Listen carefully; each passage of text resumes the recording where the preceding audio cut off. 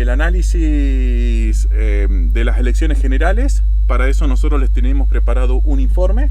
Informe que, bueno, en realidad nosotros mismos lo estuvimos preparando y lo compilamos todo. Exactamente. Y pasamos a reproducirlo ahora mismo. Perdón, con Gustavo. No, que también salen por shorts en nuestro canal de YouTube, ¿no? En pequeños bloques de 1 minuto. Claro. Elecciones en Argentina. La participación creció respecto a las PASO desde el 70 al 78%, prácticamente un poquito más de 8 puntos adicionales. Eso representaron 3 millones de electores. La mayoría aparentemente se volcaron para el candidato de Unión por la Patria, Sergio Massa.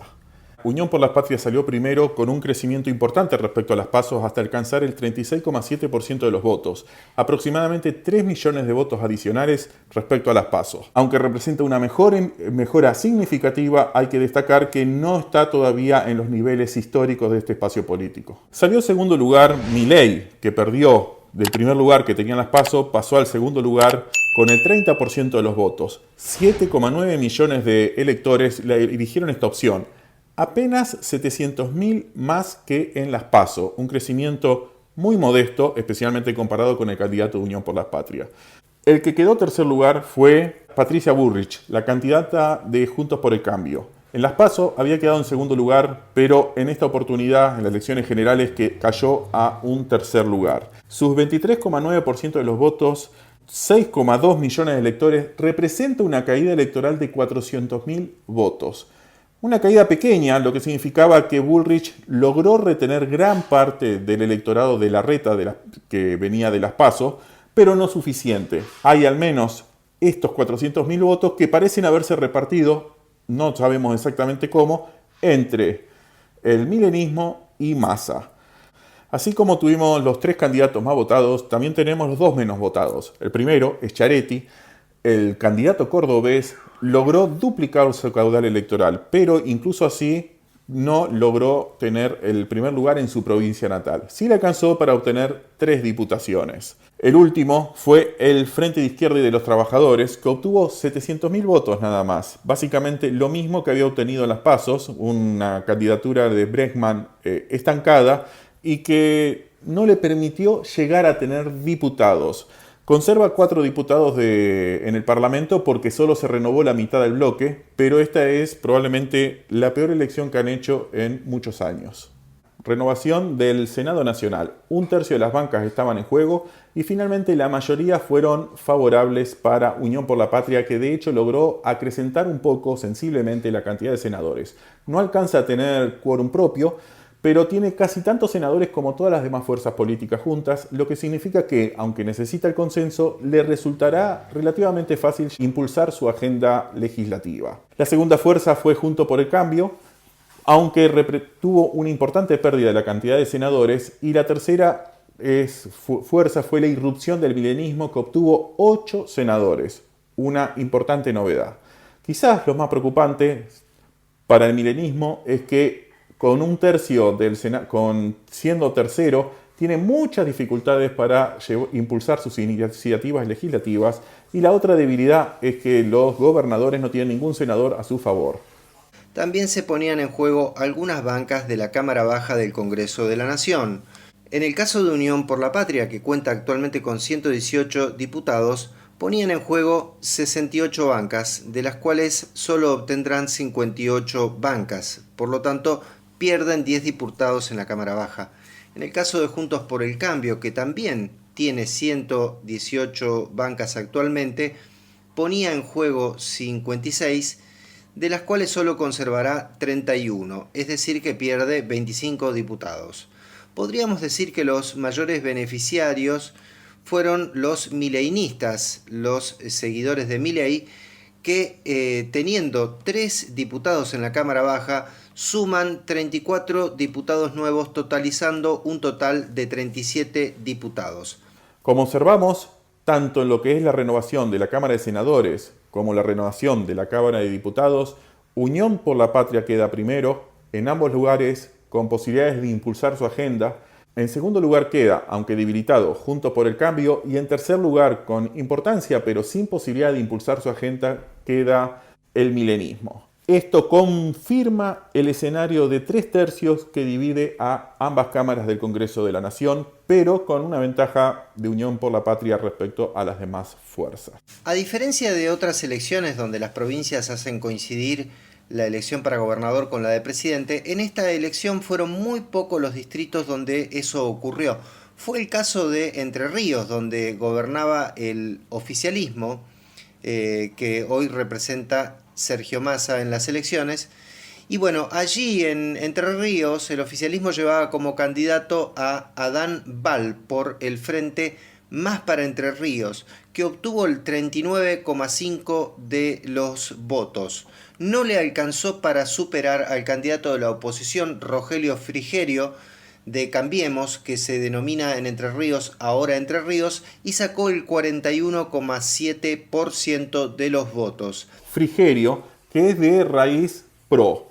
Esto nos lleva a dos comentarios. El primer comentario es que, aunque en este año muchas provincias ganó Juntos por el Cambio, la mayoría eran de manos de personas de origen radical. Este es el primer provincia que es ganada por un referente claro del PRO. La segunda observación es que a pesar de que Juntos por el Cambio ganó la gobernación, a nivel presidencial Patricia Bullrich, del mismo partido, salió segunda. Ganó Sergio Massa, lo que implica un importante corte de boleta. La Ciudad Autónoma de Buenos Aires, donde se ponía en juego la elección del jefe de gobierno, finalmente se impuso el oficialismo con Jorge Macri, familiar del expresidente Macri, con el 49,61% de los votos. Le faltaron centésimas para evitar el balotaje. Tendrá que hacerlo frente al que salió segundo, con el 32,2% de los votos, Santoro, un candidato de Unión por la Patria de origen radical. La diferencia es tan grande entre ambos, casi 51, 32% el otro, que nos lleva a dudar de que realmente pueda revertirse este resultado. Lo más probable es que Macri logre confirmar su resultado. Elecciones en la provincia de Buenos Aires. La gobernación quedó en manos del oficialismo. El gobernador Kicillof logró su reelección con casi el 45% de los votos, una victoria aplastante con respecto al resto de las fuerzas políticas. Pero quizás ese no sea el factor más importante a observar. La provincia de Buenos Aires tiene un conurbano, el conurbano de la ciudad de Buenos Aires, que normalmente vota al peronismo, y un extenso interior, básicamente toda una zona rural llamada El Campo, que vota tradicionalmente por Cambiemos. En estas elecciones, toda esa región del interior en gran medida cambió de color, se pasó al peronismo. Muchos municipios, casi la mitad o aproximadamente la mitad, pasaron de Cambiemos a Unión por la Patria. Representa un cambio histórico en el mapa político de esta provincia. Se configura un escenario de balotaje donde no queda claro quién ganará. Aunque Massa, de Unión por la Patria, tuvo una clara mayoría, no es suficiente para decir que se diferencia tanto del que quedó segundo, Milei, como para garantizarse la presidencia. El milenismo todavía sigue en el juego, todavía puede ganar, porque la tercera fuerza más votada, Juntos por el Cambio, no queda muy claro cómo se repartirán los votos. Si a esto sumamos que hay muchos rumores de una creciente fragmentación potencial de toda la coalición de Juntos por el Cambio, quedará a ver cómo ambas fuerzas políticas, Unión por la Patria y el milenismo, tratan de atraer a estos electores. Los dos candidatos presidenciales, Massa y Milei, no solo estarán disputándose cómo atraer a aquellas personas que no los votaron, sino que además también están tratando de trabajar un crecimiento de la participación. Aunque la participación del 78% fue mayor que la de las PASO, sigue siendo por debajo de los niveles históricos y además queda claro que es determinante en cómo se configuran los resultados. Informe en Barda Analítica. Y bueno, ¿qué reflexionarías vos, bueno, de todo esto? Varias cosas, ¿no? Varias cosas. Primera reflexión, era muy difícil hacer un pronóstico con unas pasos tan cerradas, con 3 listas con una diferencia de 2 puntos entre las 3. Yo no me animé a hacer un pronóstico porque podía pasar cualquier cosa. Entonces, creo que de las elecciones presidenciales que recuerdo, esta es la más sorpresiva, ¿no? La más... Mira, yo sí hice pronósticos. Yo no hago encuestas, sino que utilizo encuestas de encuestas. Sí. Tomo todas las encuestadoras y hago digamos así, un promedio, y me equivoqué estrafalariamente.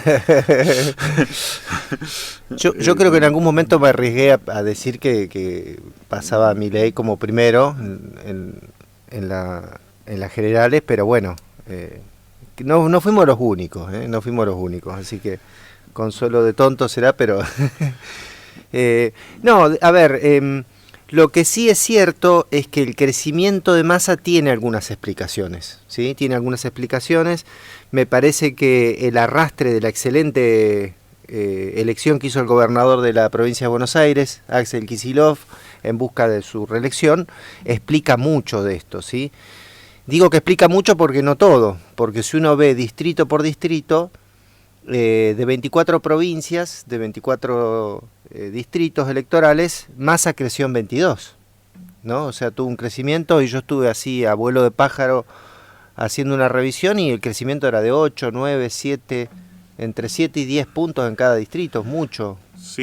Fue clave, creo, el aumento de la participación, lo cual 3 millones de personas más fueron a votar, y la candidatura de Massa de Unión por la Patria sacó 3 millones más de votos. Así que parece haber una relación directa entre el crecimiento de la participación y el crecimiento de Unión por la Patria, del peronismo. Sí. Se puso en acción todo lo que se llama el aparato del peronismo, ¿no? O sea, se notó que esta vez, no como en las PASO, no hubo especulaciones, ¿no? Sino que se buscó tener una presencia fuerte en territorio.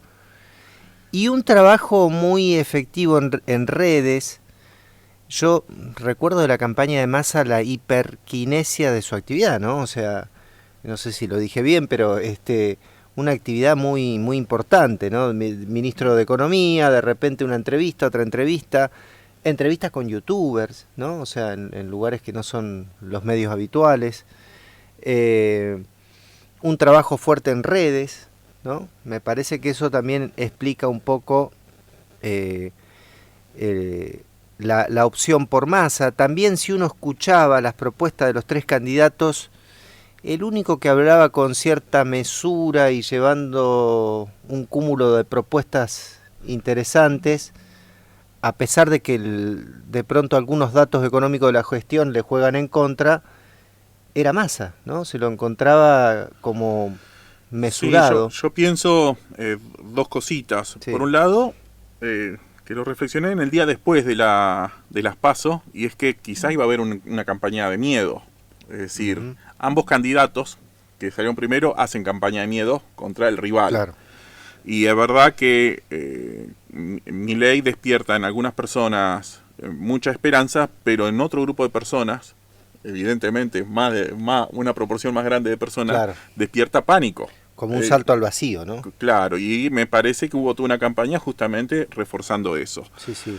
Por otro lado, bueno, eso, la campaña de miedo, también empezar a hacer políticas que dan resultados, parece mostrar resultados, parece haber empezado a contribuir. Hay que decir que la campaña tampoco es que esté definida. No. Y creo que en ese sentido, los dos reflexionábamos todavía antes del proceso electoral, antes del día domingo, sí, que el primer acto de la campaña por el balotaje comienza el mismo domingo. Exactamente. ¿Y qué pensás vos de eso? ¿Cómo fue ese primer acto del comienzo del balotaje? Bien, ahí se notaron varias cosas. Primero, tanto Milei como Patricia Bullrich, que quedó fuera de competencia, se refugiaron en un formato tradicional, ¿no? El candidato hablando con todos los dirigentes de la fuerza atrás. Eso es a mí lo que más me llamó la atención. Massa calculó bien los tiempos, ¿no? Se esperó que se hablara primero Bullrich, después habla Javier Milei. Antes de Massa hablaron Santoro y luego Axel Kicillof, y recién ahí salió a comunicar Massa, en un escenario muy particular. Se lo ve entrando a Massa en el escenario absolutamente solo, ¿sí? Solamente Massa en el escenario, el cartel atrás, la bandera argentina. La bandera argentina, el micrófono, se emociona, ¿no? Algunos medios con mucha mala intención, yo creo, ¿no? Dijeron una emoción forzada. Yo no noté eso, la verdad. Convengamos que es emocionante, ¿no? Ganar una elección presidencial y tan peleada como esta. Y empieza su discurso. En algún momento se refiere a la familia y ahí empiezan a ingresar las primeras personas al escenario. Y no son dirigentes políticos, o no necesariamente, ¿no? Porque ingresa su mujer, que es una dirigente político, pero ingresan sus 2 hijos. Ingresa Rossi con su compañera y sus hijos también, ¿no? Una foto familiar. Sí, creo que ¿no? trata, tanto en el discurso como en esta estética, ser la contraparte a Milei. Milei habla Claro. de vender hijos, de poder renunciar a la paternidad, Massa se muestra con su familia. Milei hace estas expresiones de provocación estratégica, se llama, justamente para hablar, que me quedé pensando que también se observa en el discurso que ya presenta Milei. Milei, toda esta campaña, que creo que tampoco él se esperaba haber quedado primero en las PASO, y al final había un antagonismo entre este Milei más desabruptos, más aguerrido, más de provocación estratégica, y un rato después un Milei más moderado, más intelectual, y Claro. esa iba variando casi todos los días, todas las semanas, entre estos dos Milei, estas dos personalidades, Sí. que no necesariamente se transformó después en votos. Sí, sí, sí. Algunas reflexiones más sobre el tema de lo discursivo, ¿sí? Patricia Bullrich, su campaña fue antikirchnerista, ¿sí? O sea, la grieta.